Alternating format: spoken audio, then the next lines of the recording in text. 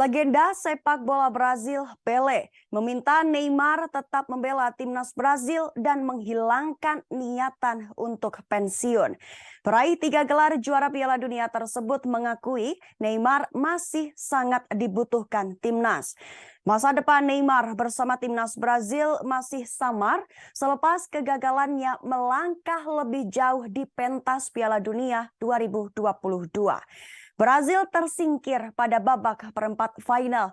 Timnas Brazil tidak mampu melewati hadangan Kroasia dalam perebutan tiket semifinal Piala Dunia 2022.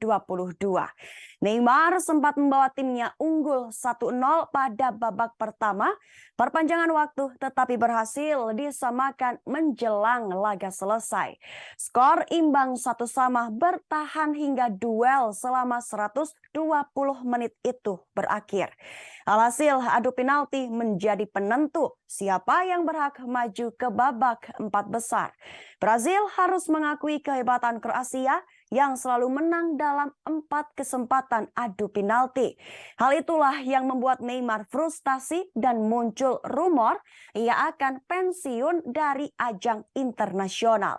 Pelé yang mendengar rumor tersebut tidak ingin kabar burung itu menjadi kenyataan. Media olahraga ternama Portugal Ebola melaporkan bahwa Pelé mengirimkan pesan kepada Neymar agar tetap membela Brazil. Pelé menuliskan warisan Neymar masih jauh dari kata lengkap. Teruslah menginspirasi semuanya. Pelé akan terus memuji Neymar untuk setiap gol yang ia cetak. Seperti yang Pelé lakukan dalam setiap pertandingan Neymar di lapangan selama ini. Pelé juga memberikan ucapan selamat karena telah menyamai jumlah golnya. Tetapi seperti yang diketahui, tidak ada angka sebesar kegembiraan saat mewakili negara. Neymar saat ini sejajar dengan Pelé dalam hal jumlah gol untuk Brazil. Satu lesakannya ke gawang Kroasia membuat penyerang 30 tahun tersebut telah mengoleksi 77 gol menyamai pencapaian Pelé.